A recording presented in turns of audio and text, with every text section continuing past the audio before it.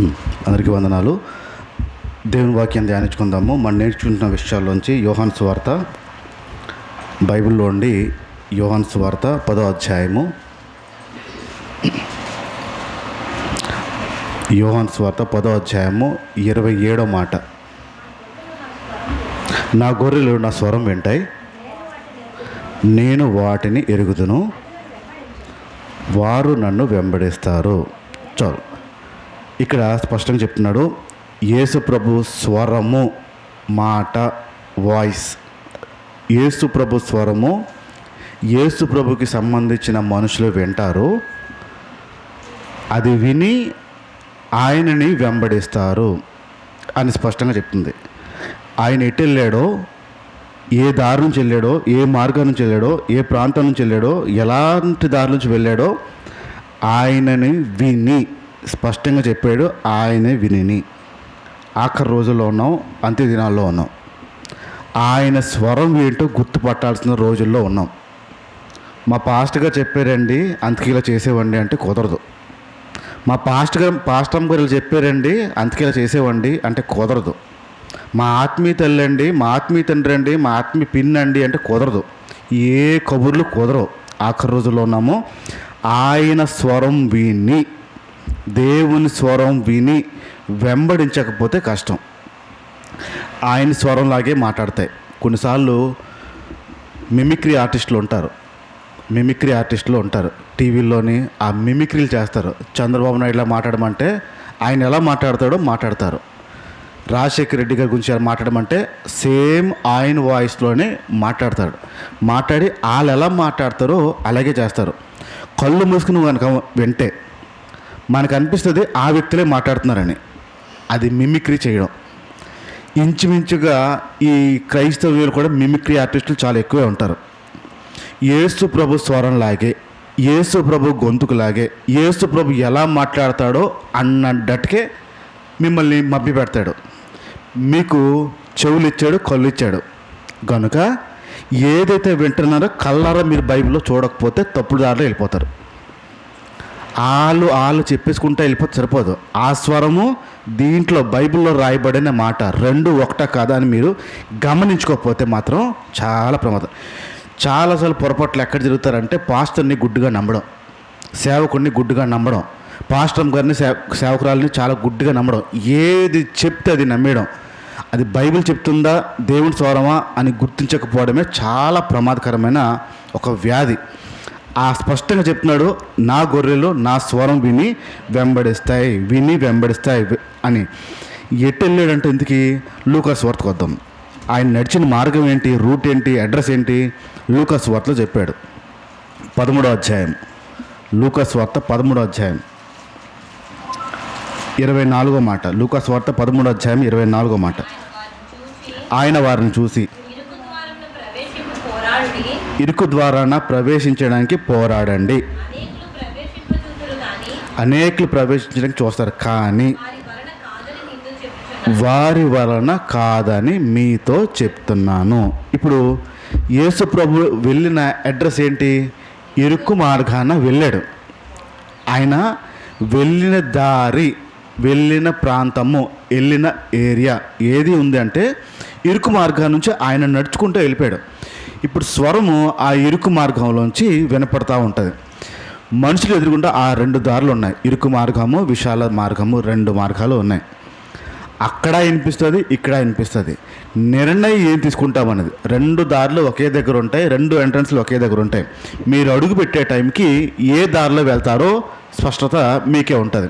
ఇరుకు మార్గం నుంచి వెళ్తున్నానా, విశాల మార్గం ఎంచుకుంటున్నానా అని. యేసు ప్రభు వెళ్ళిన దారి అయితే ఖచ్చితంగా ఇరుకు మార్గము. మనం ఈ విషయాలు నేర్చుకుంటున్నాం.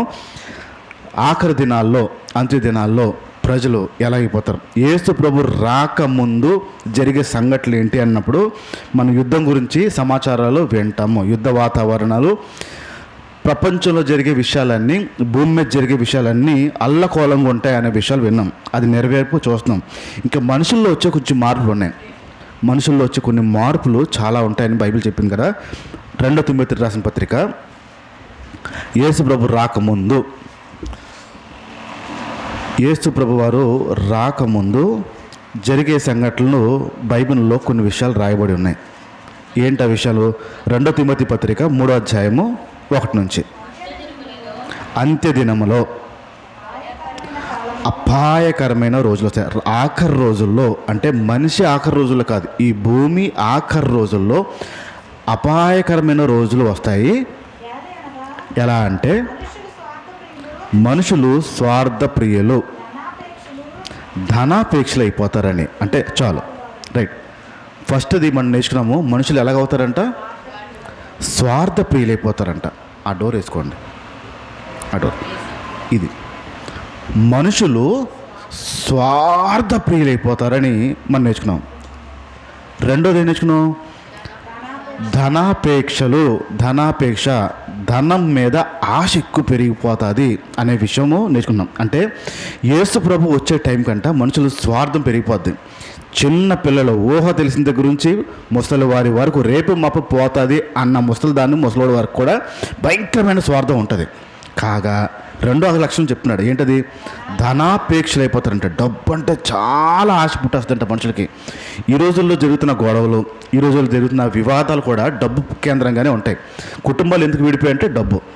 ఇద్దరు స్నేహితులు ఎందుకు విడిపోయారు అంటే డబ్బు. సంఘం ఎందుకు చీలిపోయిందంటే డబ్బు. సంఘానికి ఎందుకు వెళ్ళట్లేదంటే పాస్టర్ డబ్బు డబ్బు డబ్బు తినేస్తున్నాడు. డబ్బు ఏదైనా చూడండి డబ్బు కేంద్రంగా ఉంటుంది. ధనము, ధనాపేక్ష, ధనము ఇది చాలా ఎక్కువ పెరిగిపోద్దని. ఊహ తెలిసిన దగ్గర నుంచి, వయసు తెలిసిన దగ్గర నుంచి, డబ్బు విలువ తెలిసిన దగ్గర నుంచి ప్రతి ఒక్కడికి కావాల్సింది, అవసరమైంది డబ్బు. ఆ ధనం మీద ఆపేక్ష ఎక్కువగా పెరిగిపోద్ది అని విన్నాం. దాంట్లో ధనాపేక్షలో మనం ప్రారంభంలోనూ ధనాపేక్ష సమస్త కీడులకు మూల కారణము. ఎన్ని కీడులు ఉన్నాయో అన్ని కీడులకి ఒకే ఒక మూల కారణం ఏంటంటే ధనము, దాని మీద ఆపేక్ష. డబ్బు మంచిదే, డబ్బు మంచిదే, డబ్బు మంచిది కాదని కాదు, డబ్బు మంచిదే. దాని మీద ఆపేక్ష చెడ్డది, దాని మీద ప్రేమ చెడ్డది. ఈ కీడు అనే విషయం విన్నాం. రెండో భాగం విన్నాం మనం. ఏ ఒక్కరు ఇద్దరు యజమానులకి దాసులుగా ఉండలేరు. అయితే ధనం లేదా దేవుడు, ఈ రెండు బాసులు. ధనంకి దాసుడుగా ఉంటారు కొందరు, లేదా దేవుడికి. ధనం కొంటున్నామా దేవుడు కొంటున్నామా అనే విషయాలు మనం నేర్చుకున్నాం. మూడోదిగా నేర్చుకున్నాం, కష్టపడి సంపాదించడం అనేది పోయి సునాయాసంగా ఎలా సంపాదించాలో మనుషులు పరుగులాడతారు.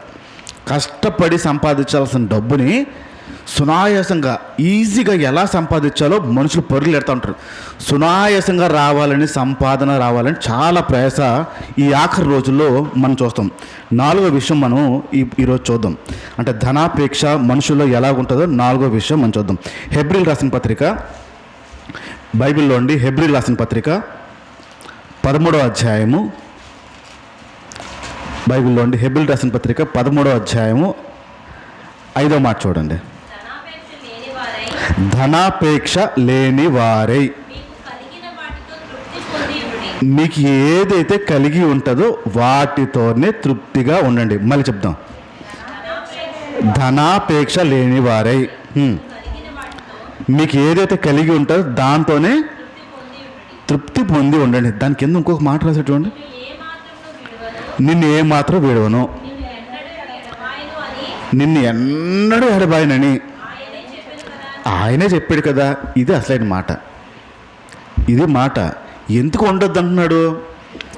దేవునికి తోడుగా ఉంటాడు కదా, ఆయన విడిచిపెట్టాడు కదా. ధనాపేక్ష లేని వారై ఏదైతే కలిగి ఉంటారో దాంతోనే తృప్తిగా ఉండండి. ఇప్పుడు మీ పక్కలు చెప్పండి ఈ మాట. ఏది ఉందో దాంతో తృప్తిగా ఉండు, ఎక్కువ ఆశించక. నా వైపు చూడండి. ఏది ఉందో దాంతో తృప్తిగా ఉండాలి. భూమి మీద రక్తము మాంసం ఉన్న జీవి, ఏదైనా తృప్తి లేకుండా ఉండే జీవి ఉందంటే మనిషి ఒక్కడే. మనిషి అనే ఒక జీవే తృప్తి లేకుండా ఉండేవాడు ఎవడన్నా ఉన్నాడంటే మనిషి మాత్రమే. ఇంకా అన్ని జీవులు, పశువులు తృప్తి కలిగి జీవిస్తాయి. మీకు ఉదాహరణ చెప్తాను. కొన్నిసార్లు కుక్కలకి అన్నం వేస్తామా ఇవా ఉన్నప్పుడా లేనప్పుడా? ఉన్నప్పుడా లేనప్పుడు అంటే మీకు కావాల్సినప్పుడా మీకు అక్కర్లేనప్పుడా? మీకు అక్కర్లేదన్నప్పుడు చిన్న వాసనగా ఉన్నట్టు ఉంది, కుక్కలకేసి.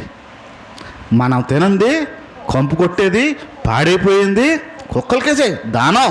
మరి మామూలు దానం కాదు. ఇప్పుడు కుక్కలకి వేసేస్తారు, మీరు ఆహారం పెట్టేస్తారు. అది ఎక్కువ వేసిన తర్వాత మీరు ఆహారం తిని కడుపు నిండిపోతే వదిలేస్తుందా, బలవంతంగా తింటుందా? ఏం చేస్తుంది? దానికి ఎంత కావాలో అంతే తింటుంది అది. ఇంక సచ్చినా తింటది. దాని కడుపు నిండిపోయిందా ప్రశాంతంగా వెళ్ళిపోద్ది. అరే వదిలేసానే, వదిలేస్తే అమ్మగారు ఫీల్ అవుతారేమో, ఎరా వదిలేసామని అడుగుతారేమో, తర్వాత రోజు మరి తర్వాత పెట్టరేమో, ఏ ఫీలింగులు లేవు దానికి. నా కడుపు నిండిపోయింది, నేను వెళ్ళిపోతాను. మనము మిగిలిందా ఫ్రిడ్జ్లో పెట్టాయి, ఫ్రిడ్జ్లో రేపు తిందాం, రేపు తిందాం, రేపు వెయిట్ చేసుకొని. మాకు ఇక్కడ తక్కువ, ఇక్కడ ఎలా ఉంటుందో నాకు తెలియదు, కానీ సిటీలోకి వెళ్తే మనిషి జీవితానికి కావాల్సింది రెండు డబ్బాలు. ఒకటి చల్ల డబ్బా, రెండోది వేడి చేసే డబ్బా. ఒకటి చల్లగా ఉండే డబ్బా, రెండోది వేడి చేసే డబ్బా. కరెంట్ డబ్బాలు పెట్టేస్తారు. 2 రోజుల తర్వాత గుర్తుకొస్తుంది, అర్రే అది ఉంది కదా అని ఆ చల్లటి దాంట్లో డబ్బాలను తీసి వేడి చేసే డబ్బాలో పెట్టేస్తారు. చక్కగా వేడి చేసాం దాయడం. ఇప్పుడు మనిషికి తృప్తి ఉండదు. చిన్న మిగిలితే ఒక చిన్న పశువుకి వేసేద్దాం, తినేస్తుంది, పోన్లే, అది ఉంటుందా? దాచి రేపు తిని కడుపు నొప్పులు తెచ్చుకున్నా కావాలంటే తప్ప అది మాత్రం ఒప్పుకోం కదా. మనిషి తృప్తి చెందడం, పశువులు వెంటనే తృప్తి చెందేస్తాయి. కాగా కొన్ని పనులు ఉంటాయి, ఆ పని వాళ్ళు చేస్తేనే తృప్తి. కొన్ని పనులు ఇప్పుడు నాకు దేవునికి సంబంధించిన పనులు ఏమైనా ఉన్నాయనుకోండి, నేను ఎవరికైనా అప్పచెప్పినా ఒక కన్ను, ఒక చెవు, మనసు అన్నీ వాటి మీద ఉంటాయి. ఎందుకంటే నేను చేస్తే తప్ప నాకు తృప్తి ఉండదు, నేను సరి చేస్తే తప్ప నాకు తృప్తి ఉండదు. ఆ విషయంలో కొన్ని పనులు ఉంటాయి, వారు చేస్తే తప్ప వారికి తృప్తి ఉండదు. ఇల్లు తుడుపులు ఉంటాయి, ఇల్లు తుడుపు వాళ్ళు తుడిస్తే తప్ప వారికి సాటిస్ఫాక్షన్ ఉండదు. సరిగ్గా వాళ్ళైతే సరిగ్గా తోడరు, అక్కడక్కడ వదిలే, చూడు అక్కడ ఉంది, అక్కడ ఉంది. ఆ తుడిసి నడువు నొప్పులు తెచ్చుకుని, చేతుల నొప్పులు తెచ్చుకుని, అప్పుడు అమ్మయ్యా తృప్తి చెందుతాడా? పోన్లే, ఎవరొకరు తుడిసి ఎక్కడో చిన్నది మిగిలిందిలే ఉంటుందా? అసలు మనిషి అనే ఒక జీవే తృప్తి చెందడు ఏ విషయంలో కూడా. ఇప్పుడు ఆహారం విషయంలో కూడా మనిషి తృప్తి చెందచూడండి. ఇప్పుడు కావాల్సింది తింటాం, కడుపు నిండిపోద్ది. కడుపు నిండిపోయిన తర్వాత మనసుకి తినాలనిపించదు. ఇంకా ఒకసారి ఎగట్లా అనిపించి, ఇంకా స్వీట్లు ఎక్కువ తినేసారనుకోండి, 5-6 తినేస్తున్నాను అనుకోండి, ఎంత నచ్చినడికైనా ఒకలాగా ఇప్పిస్తుంది. ఒకలాగా ఎంతసేపు? కొంతసేపే. మళ్ళీ ఏం లేదా తినడానికి? అస్సలు తృప్తి చెందని, తినేసిన తర్వాత ఏం లేదా అనే బ్యాచ్ ఏదైనా ఉందంటే మనిషే. తిన్న తర్వాత, తినక ముందు కదా అస్సలు తృప్తి చెందరు. బట్టల విషయంలో కూడా సాధారణంగా తృప్తి అస్సలు. మీరు కొనుక్కొని మీరు చూసి 100 రకాలు తీయించి అది లేదా అది లేదా అని చెప్పి ఆడ బుర్ర తినేసి ఆడికి బీపీ రప్పించేసి మొత్తానికి 20, 30, 40, 50 తీయించి ఒక్కటి తెస్తారు.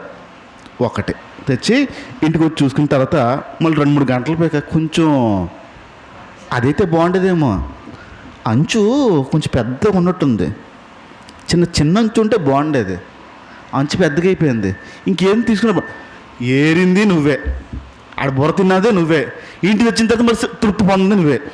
పోని వేసేసుకుందాం అనుకుందాం, ఆ చీర కట్టేసుకుందాం, ఏంటో అనుకున్నంత బాగాలే చీర, చూడడం ఇంకొకలా ఉంది, కట్టుకుంటూ ఇంకోలా ఉంది. ఎక్కడండి మనిషికి తృప్తి ఉంది? ఏ విషయంలోనే తృప్తి ఉండదు చూడండి, ఏ విషయంలో కూడా తృప్తి అస్సలు పొందడు. కోరికల విషయంలో కోరుకుంటూ ఉంటాం మనం, చాలా కోరికలు కోరుకుంటూ ఉంటాం. ఆ కోరిక తీరిపోయిన తర్వాత ఇంకో కోరిక రాకుండా ఉంటుందా? వస్తుందా రాదా? ఆగుద్ది అది, ఆగదు. కంటిన్యూస్ రేపు ట్రైన్ పెట్టిలా వస్తానంటే కోరికలు ఆశలు కూడా తీరుతూ ఉంటాయి. కానీ తృప్తి చెందుతామా? అస్సలు మనిషి జాతి తృప్తి చెందని జాతి. అస్సలు తృప్తి చెందరండి. ఏదుందో దాంతో తృప్తి పడమన్నాడు బైబిల్. ఏది కలిగి డబ్బు అని ఎందుకు పెట్టాడు చెప్పాడునా? డబ్బుల దగ్గర ఎందుకు పెట్టాడంటే, నేను ఈ పదం చెప్తాను, గుర్తుపెట్టుకోండి. ఏ వ్యక్తి అయితే డబ్బుల దగ్గర నిఖాసుగా ఉంటాడో, ₹1 దగ్గర కూడా ఏ తేడా చేయకుండా ఉంటాడో, ఏ వ్యక్తి డబ్బుల దగ్గర నిఖాసుగా పక్కాగా ఉండి ఏ రూపాయి కూడా మోసం చేయకుండా అంత పర్ఫెక్ట్గా ఎవరైతే ఉంటాడో 99 విషయాలు ఆ వ్యక్తిని నమ్మచ్చు మీరు. ఒక వ్యక్తి డబ్బుల దగ్గర ఎంత పక్కాగా ఉంటాడో, మోసం చేయడమే డబ్బుల విషయంలో అనే వ్యక్తి ఎవడైనా ఉన్నాడంటే 99 విషయాలు మీరు కళ్ళు మూసుకుని నమ్మేచ్చు ఆ వ్యక్తిని. ఏ వ్యక్తి అయితే డబ్బుల దగ్గర తేడాతనం చూపిస్తాడో 99 విషయాలు మీరు అనుమానించాలి. ఏ వ్యక్తి అయితే డబ్బుల దగ్గర తేడాతనం చూపిస్తాడో 99 విషయాలు మీరు అనుమానించాల్సిందే. అందుకు డబ్బు దగ్గర పెట్టాడు దేవుడు లింక్ ఎక్కడ పెట్టాడంటే, ఏది ఉందో దాంతో డబ్బులను ప్రేమించద్దు, ఏది ఉందో దాంతో తృప్తిగా ఉండడం నేర్చుకోండి అనే విషయాన్ని స్పష్టంగా చెప్తున్నాడు. డబ్బు దగ్గర పక్కాగా ఉండేలాగా చూసుకోండి. ఇక్కడ మనిషికి తృప్తి లేని జీవితం జీవిస్తారు. కానీ బైబిల్ ఏం చెప్తుంది? ఏది ఉందో దాంతోనే తృప్తిగా ఉండండి అని. తృప్తిగా ఉండడం అంటే ఎలా ఉంటుంది? అది ఎలా ఉంటుంది? తృప్తిగా ఉన్నానని సంతోషంగా. ఇప్పుడు మంచి ఎండలో వచ్చారు, చల్లటి నీళ్ళు బాగుంటాయి, వేడివేడి నీళ్ళు బాగుంటాయి. చల్లటి నీళ్ళు తాగినప్పుడు ఎలా ఉంటుంది? లోపల నుంచి గాలి వదిలి అమ్మా ప్రాణం చల్లగా అయింది అని అంటాం. లోపల ఒక తృప్తి వస్తుంది చూడండి తాగ్గానే. వాటర్ బదులు కూల్ డ్రింక్ ఉంటే అదే అసలు తృప్తి కదా. తృప్తి అనిపిస్తుంది ఒకేసారి. ఇప్పుడు ఏదున్నా లేకపోయినా అంత తృప్తిగా ఉంటామా?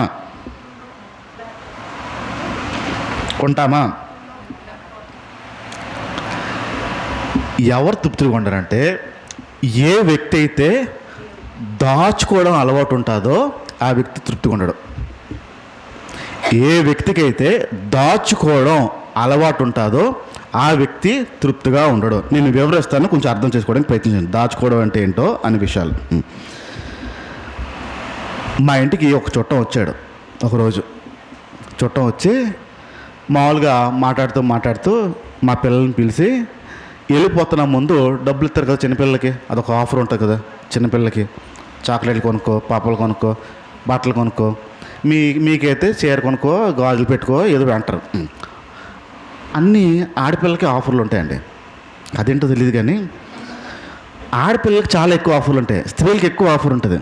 పెళ్ళి అయినా సరే కూడా ఆడబడుచు కట్నం, కష్టపడేది మొగోడు, చవంట వచ్చేది పురుషుడు. ఆడికి ఏ కట్నాలు ఉండవు, మాసిపోయిన లుంగి చిరిపోయిన షర్ట్ తప్ప అన్ని కట్నాలు వీళ్ళకే. మళ్ళీ ఆడబడిచి కట్నం, ఆడబడికి చీరలు అన్నీ వాళ్ళకే. మా పిల్లల దగ్గరికి వచ్చి వెళ్ళిపోతున్న ముందు పిలిచి డబ్బులు ఇస్తూ చేతిలో పెట్టి దాచుకో అన్నాడు. దాచుకోమ్మా అన్నాడు. ఎందుకు దాచుకోవాలని అడిగాను ఆయన. ఎందుకు దాచుకోవాలి అని అడిగాను. దాయాల్సి వస్తే నీ దగ్గర దాయచ్చు కదా అన్నాను. ఆలోచించాడు అతను. ఆలోచాడు. ఎందుకు దాచుకో అంటారు? డబ్బులు ఇచ్చి ఎందుకు దాచుకో అంటారు? పలానప్పుడు ఒక టైం వచ్చినప్పుడు దాచుకోకి ఉంచుకోకి తేడా ఏంటి? ఇప్పుడు దాచుకో అన్న ఆయన దగ్గర ఉంటుంది కదా, పదం తేడా ఏంటి? పదం ఉంచుకో అని ఇచ్చింది కూడా ఆ వ్యక్తి దగ్గరే ఉంటుంది, దాచుకో అన్నది కూడా ఆ వ్యక్తి దగ్గర ఉంటుంది. దాచుకో వెనకాల ఏదో ఉద్దేశం ఉంది. ఖర్చు పెట్టుకోవద్దు, అది మెయిన్. ఎవరు దొంగతనం చేయకుండా దాయడు ఎప్పుడు దాస్తారు? ఎవడైనా తీసేస్తే, ఎవడైనా లాక్కుంటే అప్పుడు దాస్తారు. చేతిలో పెట్టేమంటారు? దాచుకో. ఎక్కడున్నాడు? రైల్వే స్టేషన్లోనా, బస్ స్టాండ్లోనా, ఇంట్లో ఎవరు తీసేస్తాడు? ఇంట్లో ఎవరు తీసేస్తాడు? అప్ప సెల్లు ఉన్నారనుకోండి, మా అక్క తీసేద్దాం, మా చెల్లి తీసేద్దాం, మా ఆయన తీసేద్దాం, మా తమ్ముడు తీసేస్తాడు. ఇదే కదా నొప్పి. ఆడికి తెలియకుండా. అంతేనా? ఇక్కడ ప్రారంభం అవుతుందండి మనిషి పాపం. మనిషి చేసే పాపము ఇక్కడి నుంచి ప్రారంభమవుతుంది. ఏ రోజైతే దాచుకో అనే విత్తనం వేసి ప్రారంభిస్తావో అక్కడి నుంచి ప్రారంభిస్తుంది. ఆడికి ఏ పాపం తెలియదు ప్రారంభంలో. డబ్బు విషయంలో ఏ పాపము తెలియదు. పెద్దవారు నేర్పిస్తారు ఎలా పాపం చేయాలో. డబ్బులు ఇచ్చి దాచుకో దాచుకో దాయడం అలవాటు చేస్తారు. ఇక్కడ దాచే టైంలో మనిషి ఆలోచన ఎలా ఉంటుందంటే, ఎవరైనా తీయకుండా ఉండాలి, ఎవరైనా నాకు తెలియకుండా తీసేయకుండా ఉండాలి. తీస్తే ఎవరు తీస్తారో చెప్పండి? బయట వాళ్ళు కాదు కదా. మా అక్కో మా చెల్లో తీసుకో అనొచ్చు కదా. ఓపెన్గా ఎందుకు పెట్టరు చెప్పండి?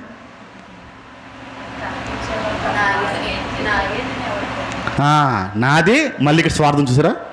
ఇది నాది, నాకు ఇచ్చారు, నేనే కొనుక్కుంటాను, ఎవరికి ఇవ్వను. ఎంత పాపం చూస్తారా? స్వార్థంతో నిండిన మనిషి సొంత అక్కో, సొంత చెల్లో, సొంత అన్నో, సొంత అమ్మో, నానో ఎవడో తీసేస్తారు. బయటోడు సంగతి కాదు, ఇంట్లో జరుగుతున్న పాపం ఇది. ఇప్పుడు దాచుకో అనే స్వభావం నేర్పించి పిల్లలకి డబ్బు మీద ఆశ పెట్టిస్తాం. చూడండి ఎంత భయంకరంగా ఉంటుందంటే, ఈ దాచుకునే అనే స్వభావం మా పిన్ని ఉండేది. మా బాబాయ్ గారు చాలా మంచి వ్యక్తి. మా బాబాయ్ చాలా మంచి, ఏది ఉంటే అది మాకు పెట్టేయడం చూస్తాడు. మా బాబాయ్ ఇలా సంచి పట్టుకుని ఇంట్లోకి రాగానే ఎక్కడి నుంచో మా పిన్ని చూసి స్పీడ్గా వచ్చారా అని బ్యాగ్ ముందు లాగేస్తుంది. బ్యాగ్ లాగేసి వెనక్కి పెట్టేది. మేము పిల్లలందరూ పిన్ని కొడుకులు, పెద్ద కొడుకులు అందరూ 3 మంది 6-7 మంది ఉండేవారు. అందరూ ఆడుతూ ఉండేవారు. మాకు తెలియకుండా ఆ సంచి తీసేది. అనేవాడు మా బాబాయ్ అనేది. అంతే, సైలెంట్ బాబాయ్. ఆ సంచి తీసుకెళ్ళి ఎక్కడ దాచేదో తెలియదండి. తినే వస్తువులు ఆయనేమో పిల్లలు ఉన్నారు, పిల్లలకి పెడదామని తెచ్చేవాడు. ఈ పిన్నమేమో పరిగెత్తుకెళ్ళిపోయి సంచి లాగేసుకుని ఎక్కడ దాచేదో తెలియదండి. ఒక్కటిచ్చేది కాదు, ఒక్క మొక్క ఇచ్చేది కాదు. దాచేయడం పిల్లలు ఎవ్వరికి కనపడేది కాదు. నా కళ్ళు కనపడే అలాంటివన్నీ. ఎక్కడ దాచేది కూడా తెలుసు, తీసేవాడిని కాదులేండి. ఎక్కడ దాచుతో తెలుసు. ఇప్పుడు రాగానే దాచేది. కొందరు బుద్ధులు ఉంటాయి. దాయడం ఏది? తినే విషయాలే. ఎవడింట్లో? మన ఇంట్లో తిండి మనోళ్ళు తినకుండా దాయడం ఉందా లేదా బుద్ధి? ఆ పైన పెట్టి ఆడ కనపడదు. పైన ప్లాస్టిక్ డబ్బా అయితే కనిపించేస్తుంది, లోపలే ఉంది. స్టీల్ డబ్బా అయితే కనపడదు, ఎవరికైనా తెలియదు. ఆడికి తినేస్తాడు. లేకపోతే ఎవడు తింటాడండి? బయటోడా? పశువులు వచ్చి తినేస్తాయా? మీ ఇంటి వాళ్ళ దగ్గరే దాచే అలవాట్లు. కొన్ని పనులు చేసేటప్పుడు ఇంట్లో భోజనానికి అందరూ సిద్ధపడ్డారు. మీ భర్త రాలే భోజనం టైంకి. దాకా కూర మాంసం మొక్కలు చిన్న గిన్నెలో తీసి మీ ఇంట్లో మనుషులకి పెడతాం. నా మాట అవసరం కదా. మీ భర్త రాలే, టైం పట్టేస్తుందమ్మా నాకు కొంచెం రావడానికి, మీరు తినేయండి అన్నాడు. పిల్లలందరూ పెద్దలందరూ మొత్తం చుట్టాలందరూ కూర్చుని పోయారు. డైరెక్ట్గా తీసుకెళ్ళి దాకా పెట్టేస్తావా? చిన్న గిన్నెలో తీసి దాస్తావా? ఎవరు తినకూడదని దాస్తామో చెప్పు? ఇంట్లోనేనా? ఇంట్లో తినకూడదనా? ఇక్కడి నుంచి ప్రారంభమవుద్దండి. మంచి దాచే స్వభావం ఇక్కడి నుంచి మొదలవుతుంది. చాలా కుటుంబాలు చూశాను నేను. చాలా కుటుంబాలు ఎలా ఉంటారంటే, తల్లే పెద్దోడు రాలేదు, పెద్దోడికి కొంచెం కూర వేరే తీసేద్దని చెప్పి మంచి మొక్కలన్నీ ఏరిసేది. మంచి మొక్కలన్నీ ఏరిసి చిన్న గిన్నెలో తీసి పెట్టేసేది. మిగిలిన తొక్క తోలు దుమ్ములు అన్నీ పక్కన పెట్టేసి వాళ్ళకి వేసి పెట్టేసేది. పెద్ద కొడుకు అంటే ఎక్కడో చిన్నది ఉంటుంది కదా, ఈ స్వార్థపురం తల్లికి. ఇద్దరు ఒక్కటి నుంచి వచ్చిన వాళ్ళే. కానీ పెద్దోడు అంటే ఒక లెక్క, చిన్నోడు అంటే ఒక లెక్క, ఆడపిల్ల అంటే ఒక లెక్క, మగపిల్లడు అంటే ఇంకో లెక్క.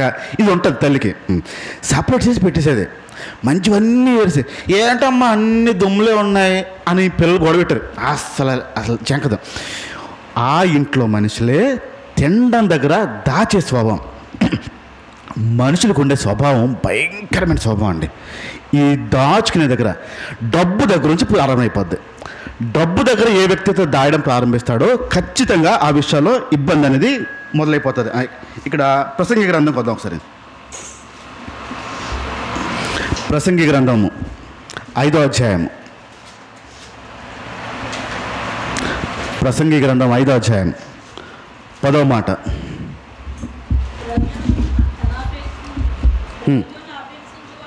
ఏంటది? ద్రవ్యము అంటే డబ్బు నీ ఆశించేవాడు, డబ్బును ఆశించేవాడు డబ్బుల చేత తృప్తి పొందాడు. ధనాపేక్షని దాని చేత తృప్తి పొందాడు. రా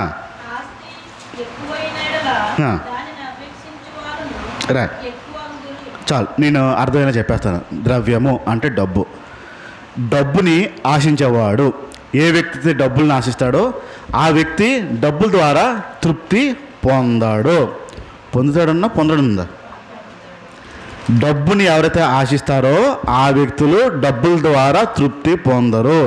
ఆస్తుల్ని ఎవరైతే ఎక్కువ ఆశిస్తారో ఆ వ్యక్తులు ఆస్తుల ద్వారా తృప్తి పొందరు. ఇవంతా వ్యర్థమే అన్నాడు. ఇప్పుడు నా వైపు చూసి చెప్పండి, కష్టపడేది దేనికి? కష్టపడేది దేనికి? సంపాదించడానికి కాదు, తినడానికి. కష్టపడి తినడానికి, సంపాదించడానికి. దేవుడు ఈ లాజిక్ పెట్టలే. మీరు కష్టపడి ఫలాన్ని తింటారు అంతే. మనిషి పెట్టాడు ఇది, కష్టపడి సంపాదన అని. ఒక సంపాదన వచ్చిన తర్వాత చాలు అని అవుతాడా? పెంచాలని చూస్తాడా? అక్కడ ఆగిపోతాడా? ఎలాగైనా పెంచాలి, ఎంతైనా పెంచాలి, బలం ఉన్నంత వరకు పెంచాలి పెంచాలి పెంచాలి పెంచాలి. ఇప్పుడు పిల్లల్ని చదివిస్తారు, బాగా చదివిస్తారు. చదివించడానికి కారణం ఏంటి? ప్రయోజనం. చదివించి ట్రాక్టర్ దున్నరా అంటారా? చదివించి ఉద్యోగం చేయరా అంటారా? ట్రాక్టర్ దున్నాడు సంపాదిస్తాడు, జాబ్ చేసేవాడు సంపాదిస్తాడు. ట్రాక్టర్ దున్నాడు ఎక్కువ సంపాదిస్తాడా, జాబా?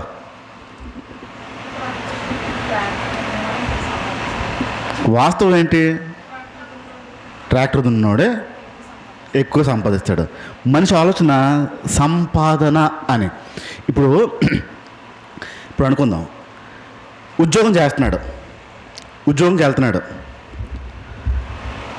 ఉద్యోగంకి వెళ్తున్న టైంలో ఆ వ్యక్తి ఆలోచన డబ్బులు సంపాదించాలని ఉంటుందా, నేను ఆ కంపెనీకి ఏదైనా చేయాలని ఉంటుందా? ఎవరి స్వార్థం ఆడదే కదా.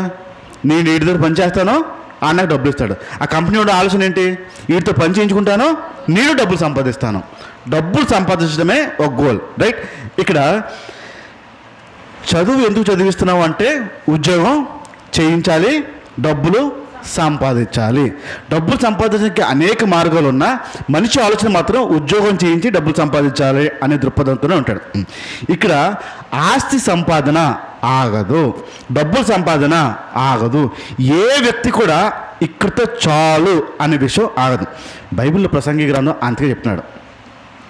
డబ్బులు సంపాదించాలని ఆశపడినాడు దాంతో తృప్తి చెందడు. ఆస్తి సంపాదించాలని ఆశపడేవాడు దాంతో తృప్తి చెందడు. ఇదంతా వ్యర్థమే. సమస్య ఎక్కడ వస్తుందంటే దాచుకునే విషయంలో. ఒకసారి మత్తయి సువార్తకు వద్దాం. మత్తయి సువార్త 6వ అధ్యాయం. మత్తయి సువార్త 6వ అధ్యాయం 31 నుంచి చూడండి ఒకసారి. కాబట్టి ఏం తినాలో, ఏం తాగాలో, ఏం ధరించుకోవాలో అస్సలు ఆలోచించద్దు. దేవుడు అంటే తెలియని వారు వీటి గురించి వెనకాల విచారిస్తారు. ఇవన్నీ మీకు కావాలని మీ పరలోక తండ్రి తెలుసు. 34 చూడండి డైరెక్ట్. ఇప్పుడు రేపటి గురించి చింతపడద్దు. రేపటి గురించి చింతపడుతుంది. ఏనాటి కీడు ఆనాటికే చాలు. రేపటి గురించి చింతపడద్దు. ఇప్పుడు సంపాదిస్తుందంతా ఈరోజుగా రేపటిగా? మనకా పిల్లలకా? మనకి పిల్లలకి. బైబిల్ ఏం చెప్తుంది? రేపటి గురించి చింతపడదు. ఏ నాటి కీడు ఆ నాటికి చాలు. మనిషి పడే ప్రయాస అంతా రేపటి గురించే. రేపు చూస్తానని గ్యారంటీ ఉందా? రేపు బ్రతుకుంటానని గ్యారంటీ ఉందా? మరి దేనికోసం ప్రయాస? బతుకుంటామని ఆశతో సంపాదన. రైట్, బాగానే ఉంది. ఇప్పుడు రేపటి గురించి చింతపడద్దు అన్నాడు. ఏ నాటి కీడు ఆ నాటికి చాలు. ఏ నాటి కీడు అంటే ఏ రోజు తింటావో, ఏ రోజు ఉంటావో ఆ రోజు చాలు. రేపటి గురించి ఆలోచిస్తా. ఆ రేపటి గురించి అది ఆలోచిస్తుంట. రోజు ఆలోచిస్తుంది నీకేం చేసి పెట్టాలని. మనుషులు ఆలోచిస్తుంది అన్నాడు. ఇప్పుడు దాయడం అనేది రేపటి కోసం దాస్తారు, భవిష్యత్తు కోసం. నేను ఇక్కడ 2 పదాలు చెప్తాను, రెండింటిని కొంచెం అర్థం చేసుకోవడం చూడండి. భద్రపరచడం అనండి. భద్రపరచడం, దాచుకోవడం. భద్రపరచుకోవడానికి దాచుకోవడానికి రెండింటికి తేడా ఉంది. భద్రపరచుకోవడం అనేది ఒక ముందు చూపు, ముందు ఆలోచనతో ఉంటుంది. ఈ భద్రపరచుకోవడం అనేది ఒక వారమో 10 రోజులు, నెలో, అక్కడి వరకు ఆలోచన ఉంటుంది. భద్రపరిచి ఈ ఆలోచనతో ఇక్కడితో ఆగిపోద్ది. దాచుకోవడం అనే ఆలోచన ఆగదు. ఇంకా దాయాలి, ఇంకా దాయాలి, ఇంకా దాయాలి, ఇంకా దాయాలి. స్కూల్ ఫీజులు కట్టాల్సిన టైం వచ్చినప్పుడు ముందుగా ఏం చేస్తారు? స్కూల్ ఫీజు కోసం ఇది ముందు నేను తీసి ఉంచడం, భద్రపరచడం. అక్కడితో మనసు ఆగిపోద్ది. భద్రపరచడం. దాచుకోవడం అనే దగ్గర ఆగదు.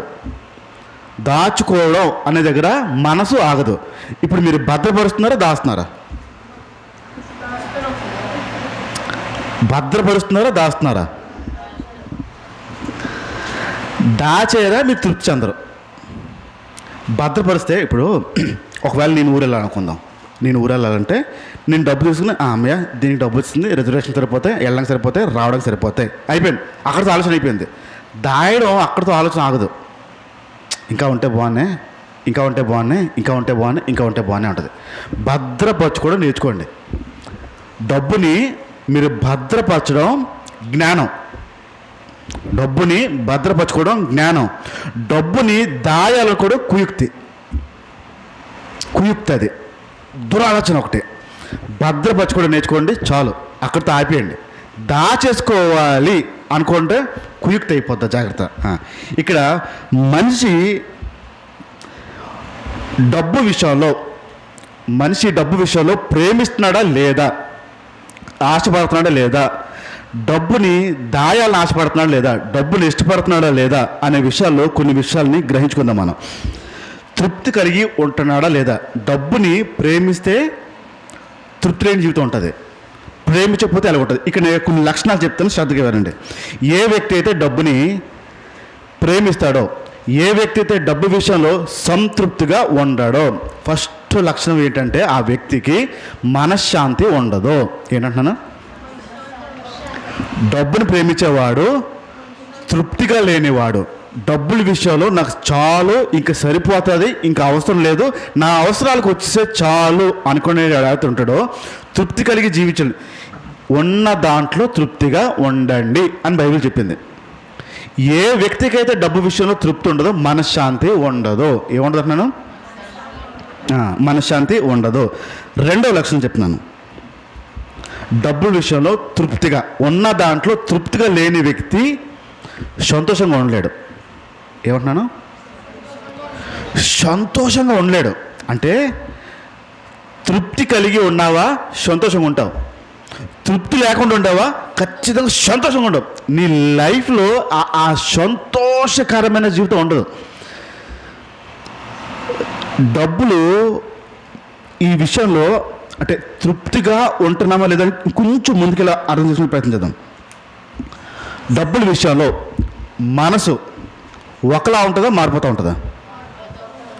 ఒకలా అంటే ఇంకోలా అంటే, డబ్బు ఉన్నప్పుడు ఎలా ఉంటారు, డబ్బు లేనప్పుడు ఎలా ఉంటారు? మీ ఇంట్లో టైట్గా ఉంది బాగా పొజిషన్, చాలా గీకి గీకి గోకి గోకి ఊర్చి ఊర్చి పెడుతున్నారు, అప్పుడు మనసు ఎలా ఉంటుంది? నిండుగా డబ్బులు ఉన్నప్పుడు ఎలా ఉంటుంది? ఉంటుంది. డబ్బులు ఫుల్గా ఉన్నప్పుడు మనసు, మీ మూడు, మీ ముఖాలు, మీ ఆలోచనలు అన్నీ మారుతాయి, మారువా? డబ్బులు ఉన్నప్పటికీ డబ్బులు లేనప్పటికీ తేడా ఉంటుంది. ఏ వ్యక్తి అయితే తృప్తి లేకుండా ఉంటాడో ఆ వ్యక్తి ఇలానే ఉంటాడు, మారిపోతూ ఉంటాడు. మీరు ఆలోచించండి, ఏది ఉందో దాంతో తృప్తిగా ఉండమన్నాడా? ఏ నాటికి ఆనాటి చాలన్నాడా? ఇప్పుడు ఆలోచండి. మీరు ఉదయం తిన్నారా, తినలేదా? డబ్బులు లేనప్పుడు తిన్నారు. మీ ఒంటి మీద మీ మానం కాపాడడానికి బట్ట ఉందా లేదా? ఉంది. మిమ్మల్ని రక్షించడానికి కప్పు, పై కప్పు, ఇల్లు ఉందా లేదా? డబ్బు లేకపోయినా ఈ మూడు ఉంటాయి. చూడండి, ఎంత పెద్ద నికృష్టుడైనా, ఎంత పెద్ద మూర్ఖుడైనా, ఎంత పెద్ద దరిద్రుడైనా దేవుడు ఈ మూడు విషయంలో లోటు చేయడు. ఎంత భయంకరమైన దేవుని చేత వదిలివేయబడిన వ్యక్తి అయినా సరే కూడా ఆహార విషయంలో లోటు చేయడు, వస్త్రం విషయంలో లోటు చేయడు, నీడ విషయంలో లోటు చేయడు. ఏనాటికీడు? మరి ఎందుకు ఆ డబ్బు ఉన్నప్పుడు ఒకలా ఆలోచన, డబ్బు లేనప్పుడు ఇంకో ఆలోచన? తృప్తి లేని జీవితాలు జీవిస్తున్నాం, జాగ్రత్త. ఆఖరి రోజుల్లో ఉన్నాము. డబ్బు అంటే ఎక్కడో ఇష్టం ఉంది, డబ్బు అంటే ఎక్కడో ప్రేమ ఉంది, కాబట్టి మన మనసులో నిలకడగా ఉండట్లేదు, మన ఆలోచనలో నిలకడగా ఉండట్లేదు. అది ఉన్నప్పుడు ఒకలాగే ఉండాలి, లేనప్పుడు కూడా ఒకేలా ఉండాలి. ఆ ఉన్న రోజునే నీకు డబ్బు మీద ఎలాంటి ఆశ లేదు అని, ఏది ఉందో దాంతో తృప్తి చెందుతున్నావు అని నీ మనసులో ఆలోచన రాకుండా ఉందా, ఆ రోజు నువ్వు గెలిచినట్టే. నాలుగో విషయం చెప్తున్నాను. ఈ తృప్తి లేని, డబ్బు విషయంలో తృప్తి లేని వ్యక్తులు ఎప్పుడు ఏడుపు మాటలే. ఏమంటున్నాను? ఏడుపు మాటలు ఎలాగుంటాయి తెలుసా? అవి ఎలా ఉంటాయి తెలుసా? ఏడుపు మాటలు ఏ పని చేసినా మీరు కనపడగానే వాళ్ళు బాగా చెప్తారు. మంచి చెడ్డ ఏం మాట్లాడరు. ఎలా ఉన్నారు అని అడుగుంటే ఏం బాగుంటుందిలేండి, ఏం చెప్తాం అన్నీ ఇలా ఉన్నాయి పరిస్థితులు, ఏం బాగాలే. వాళ్ళ మాటలన్నీ ఏడుపు మాటలే. మీరు కదిపేరా ఏడుపు మాటలు వస్తాయి. ఒక్క మంచి మాట, ఒక్క ఉత్సాహం మాట, ఒక్క మంచి నవ్వు వచ్చే మాట, ధైర్యం ఇచ్చే మాట ఏమీ రావు. ఏంటో అలా బతుకులు వెళ్తున్నాయి, నడుస్తున్నాయి అలా నిజంగా అన్నీ అలవాటు అయిపోయాయి. మరి అస్సలు వాళ్ళ ముఖాల్లో కానీ వాళ్ళ మాటల్లో కానీ అన్నీ ఉంటాయి. ఇంట్లో మళ్ళీ అన్నీ ఉంటాయి, తినే వస్తారు, బట్ట ఉంటుంది, డబ్బు అన్నీ, కానీ మాటలు మాత్రం ఏడిపోయి. తృప్తి లేని జీవితాలు ఇవన్నీ.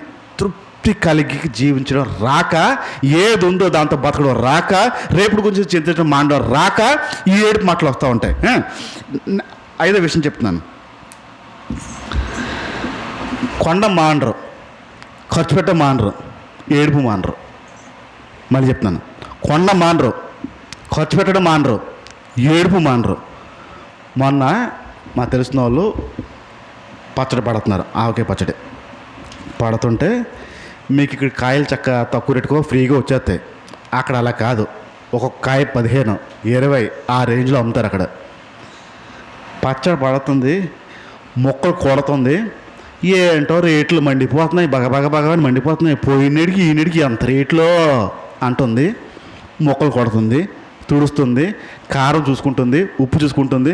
నూనె రేట్లు చూసావా వదినా, ఎలా కొనగలుగుతాం మనం, ఎంతంత పెరిగిపోయావు నూనె రేట్లు అంటుంది. అది మానట్లేదు, కలపడం మానట్లేదు, అన్నీ మానట్లేదు.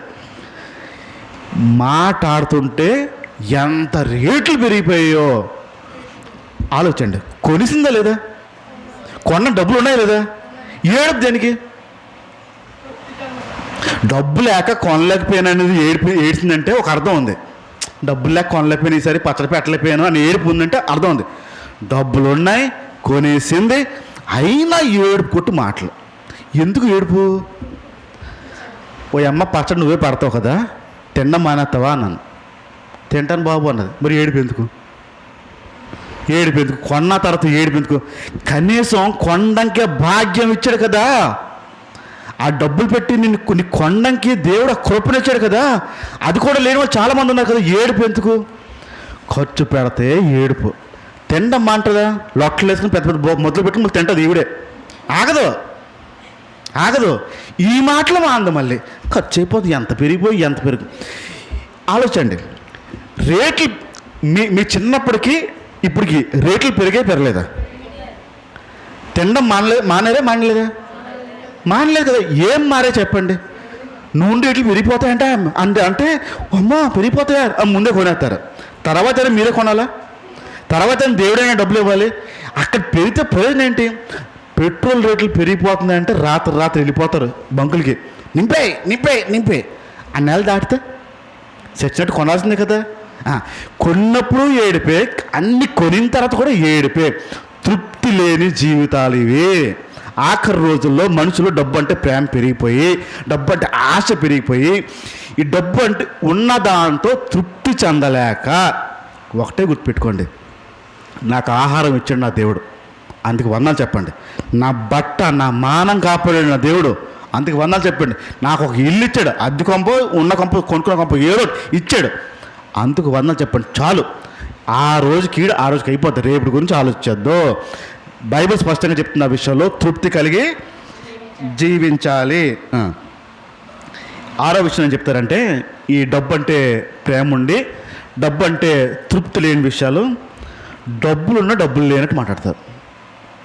ఏంటో డబ్బులు లేవు, ఏంటో డబ్బులు లేవు. ఎవడు చెప్తున్నావు డబ్బులు లేవని? ఎవడు చెప్తావు డబ్బులు లేవని? ఆడేని ఎత్తాడా?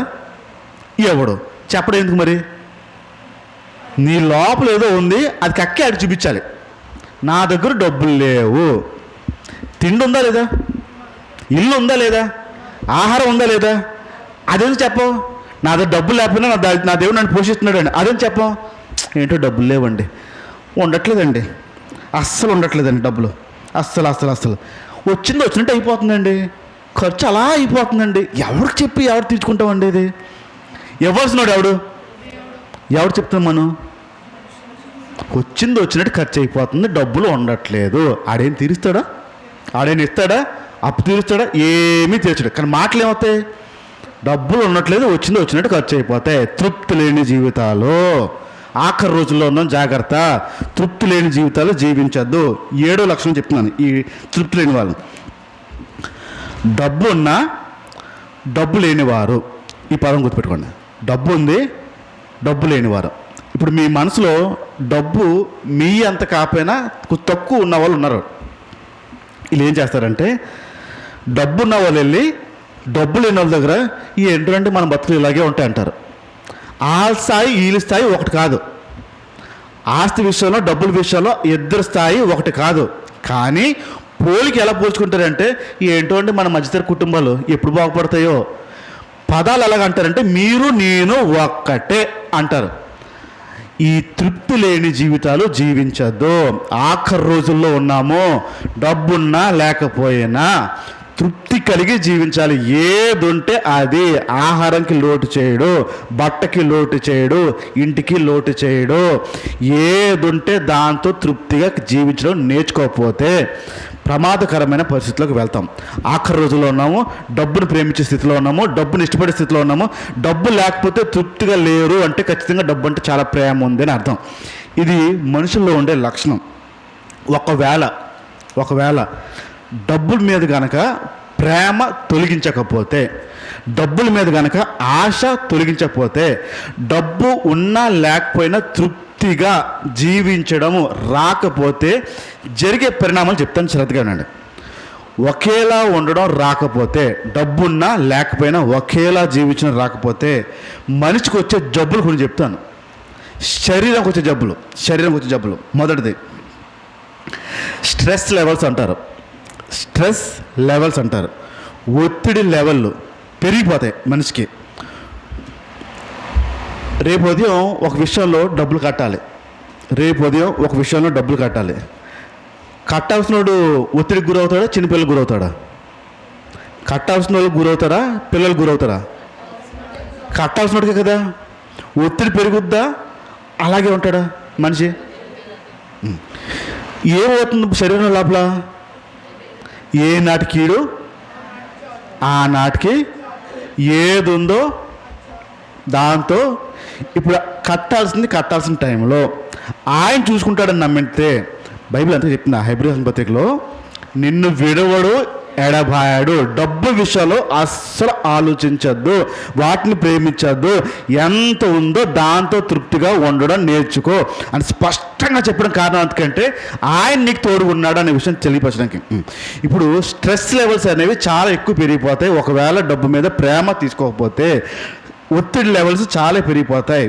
రెండో జబ్బు చెప్తున్నాను వినండి. రెండో జబ్బు ఏది ఉందో దాంతో సంతృప్తిగా ఉండడం రాకపోతే, మొదటిది మీ ఒత్తిడి స్థాయి పెరిగిపోద్ది. రెండోది మీ శరీరంలో ఉన్న హార్మోన్స్ అంటారు, అవి ఇంబ్యాలెన్స్ అయిపోతాయి.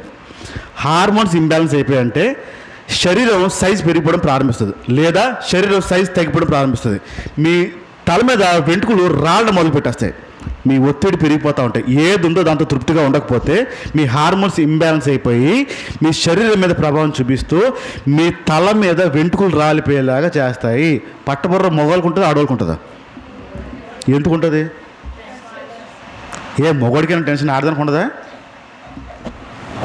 పెట్టేదాలే కదా, టెన్షన్ పెట్టేదాలే కదండి. అంతగా ఆడకూడదు, పెట్టించినోడికి ఊడిపో తల మీద. ఇప్పుడు ఒత్తిడికి గురైపోతే తల మీద వెంట్రుకలు రావడం మొదలు పెట్టాలి. హార్మోన్స్ ఇంబ్యాలెన్స్ అయిపోతే జాగ్రత్త. ఇదంతా ఏదున్నా లేకపోయినా ఒకేలా ఉన్నావా నీ శరీరాన్ని కాపాడుకుంటావు. ఒత్తిడి పెరిగిపోద్ది, హార్మోన్స్ ఇంబ్యాలెన్స్ అయిపోద్ది. మూడో లక్షణం చెప్తాను చూడండి. దానికి దీనికి సంబంధం లేదనిపిస్తుంది, కానీ సంబంధం ఉంది. మీరు ఏది ఉందో దాంతో తృప్తిగా ఉన్నారా మీ శరీరం బాగుంటుంది. లేకపోతే మీ హార్మోన్స్ ఇంబ్యాలెన్స్ అయిపోయి అరుగుదల ప్రాబ్లం వచ్చేస్తుంది. మీ అరుగుదల ప్రాబ్లం వస్తుంది. మీకు ఉదాహరణ చెప్తాను చూడండి.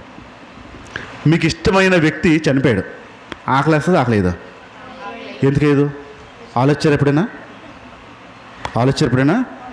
ఎందుకు ఏదంటే ఆ వ్యక్తి చనిపోయాడు కాబట్టి మీరు ఒత్తిడికి గురయ్యారు. మీ హార్మోన్స్ ఇంబ్యాలెన్స్ అయిపోయి మీ ఆకలిని వ్యవస్థని అది పాడు చేసింది. ఆ సమయానికి 2 రోజుల తర్వాత ఆ ఒత్తిడి పోద్ది. చనిపోయిన తర్వాత ఒత్తిడి పోద్ది. ఆ కార్యక్రమం అంతా అయిపోయిన తర్వాత ఒత్తిడి పోద్ది.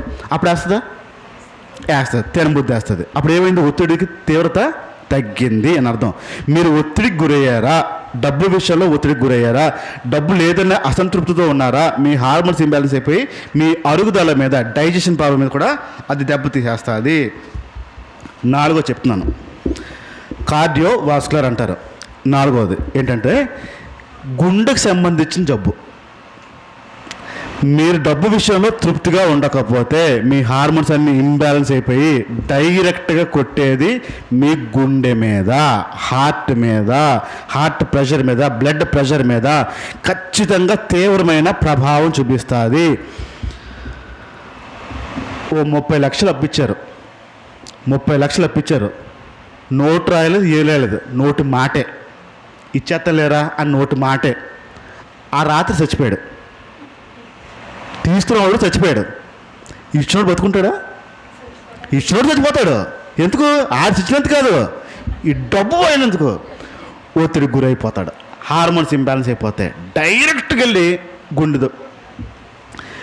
ఏది ఉందో దాంతో సంతృప్తిగా ఉండడం నేర్చుకోకపోతే మీ ఆరోగ్యం పాడైపోద్ది. జాగ్రత్త. మీరు ఆలోచించడం వల్ల ఏమీ చేయలేరు, మీరు ఊహించడం వల్ల ఏమీ చేయలేరు. దేవుడు నాకు తోడుగా ఉన్నాడు అనుకుంటే తప్ప గుండెకి సంబంధించిన జబ్బులు వస్తాయి. 4 చెప్తున్నాను. 4 జబ్బు, 4 వ్యాధి నిద్రలేని రాత్రులు. ఏంటది? డబ్బు లేకపోతే, మీరు సంతృప్తిగా లేకపోతే మీకు స్లీప్లెస్ నైట్స్ అయిపోతాయి. నిద్రలేని రాత్రులు అయిపోతాయి. డబ్బులు కట్టాల్సిన టైంలో నిద్ర పట్టదు పురుషుడికి, డబ్బు లేని టైంలో నిద్ర పట్టదు పురుషుడికి. ఏదైనా కట్టాల్సిన టైంలో డబ్బులు లేకపోతే నిద్ర పట్టదు పురుషుడికి, స్త్రీకి కాదు. స్త్రీ చక్కగా నిద్రపోద్ది హ్యాపీగా. ఎందుకు? ఆయన చూసుకుంటాడులే, ఎక్కడొకటి తెస్తాడులే, ఎవరినొకరు అడుగుతాడులే. పురుషుడికి అలా ఉండదు. పురుషుడికి కాదు, ఎవరిని అడగాలి? ఆడిస్తాడా ఎవడో? మొన్నే అడిగాను, మళ్ళీ అడిగితే ఎలా ఉంటుందో. ఎక్కడ లేని ఒత్తిడికి గురవుతాడు అక్కడ పురుషుడు. డబ్బు విషయాల్లో రాత్రి పడుకోడు, ఫ్యాన్ యాంక్ చూస్తూ ఉంటాడు. 3 రెక్కలే మూడు రెక్కలే అని అస్సలు నిద్ర పడతాడికి. ఎప్పుడు కడతాను, ఎలా కడతాను, ఎప్పుడు కడతాను. నిద్ర లేని జీవితాలు అయిపోతాయి. మీరు కనుక డబ్బు మీద ఆశ, డబ్బు మీద కనుక వ్యామోహం అది లేదనే అసంతృప్తి మీలో ఉందా, మీకు నిద్ర లేని రాత్రులు వచ్చేస్తాయి. 5వ విషయం చెప్తున్నాను. డబ్బు మీద ప్రేమ తగ్గించుకోకపోతే, అది ఉందా లేదా అనే విషయం కనుక మీరు మానకపోతే, తృప్తిగా ఉండడం రాకపోతే మీకు మైగ్రేన్ హెడేక్ స్టార్ట్ అయిపోద్ది.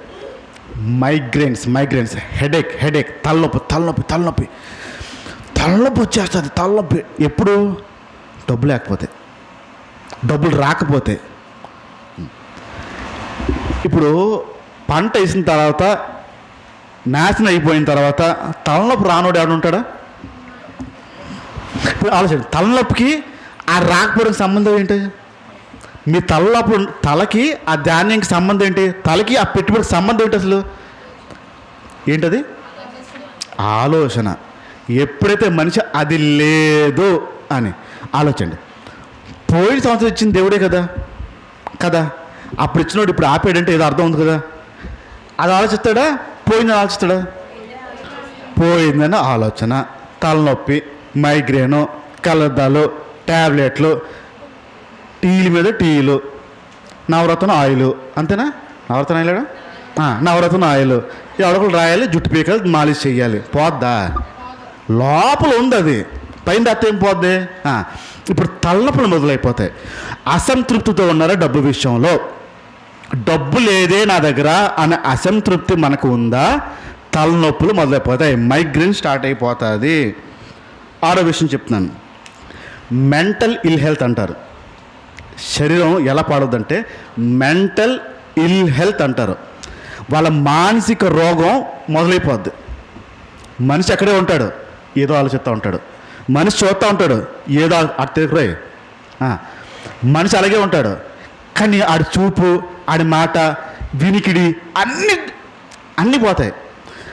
మీరు ఒక విషయం చెప్పిన తర్వాత, ఒక మాట చెప్పిన తర్వాత ఆ చూసే చూపు ఒకటి ఉంటుంది, టెంకర్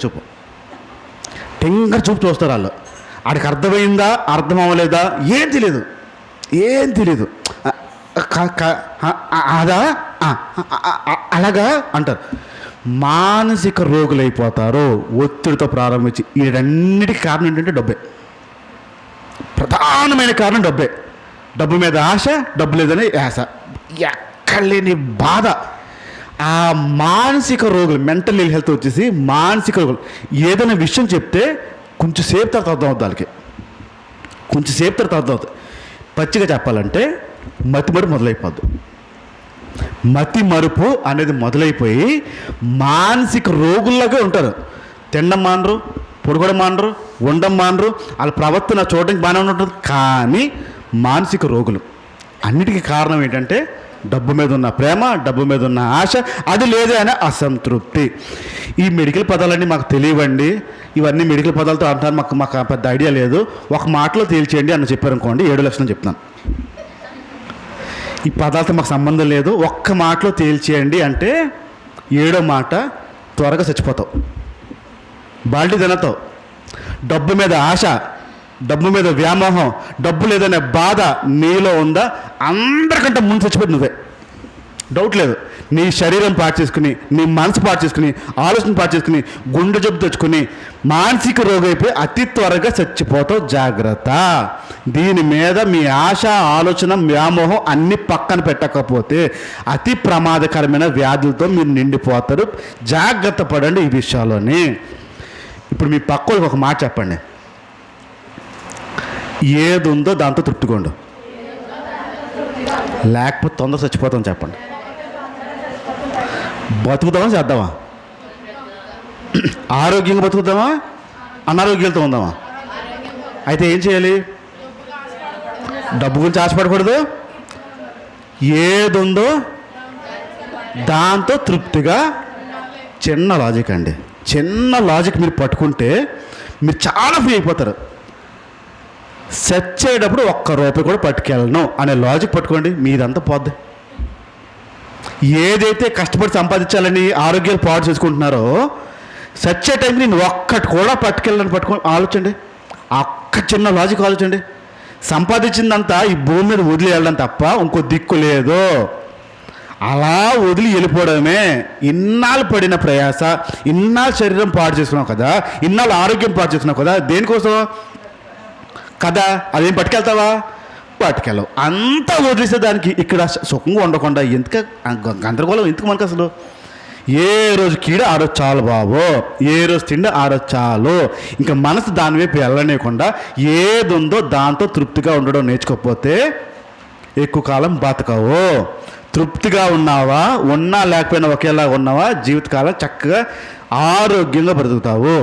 ఆరోగ్యంగా ఉండాలంటే డబ్బు గురించి ఆలోచన. ఉన్నా లేకపోయినా ఒకేలాగా ఉండు. పోషించేది ఆయన, చూసుకునేది ఆయన. యేసు ప్రభు చూసుకుంటాడు తప్ప రేపు గురించి ఆలోచించి నీ ఆరోగ్యం ఈరోజు పాడు చేసుకోవద్దు. అదంతా తీసుకెళ్ళి సంపాదించి మళ్ళీ ఆరోగ్యంకే. ఎంతైతే నీ ఆరోగ్యం పాడు చేసుకుని సంపాదిస్తావో అంత ట్యాబ్లెట్లకే పెట్టాలి, అంత మెడిసిన్. ఇప్పుడు డాక్టర్ దగ్గరికి వెళ్తే చాలా సునాయాసంగా చెక్ చేయించుకోవడానికి వెళ్తే 5,000 తక్కువ అవదు. ఏదో చిన్న తేడాగా ఉందని చెక్ చేయించుకోవడానికి సరదాగా ట్రీట్మెంట్ వరకు కూడా కాదు, ఊరికనే పరీక్షించుకోవడానికి వెళ్తేనే మీకు కనీసం 5,000. బోల్డ్ టెస్టులు రాసేస్తాడు, బోల్డ్ ట్యాబ్లెట్ ఇచ్చేస్తాడు, వాడే తర్వాత చూద్దాం అంటాడు. వదలడు.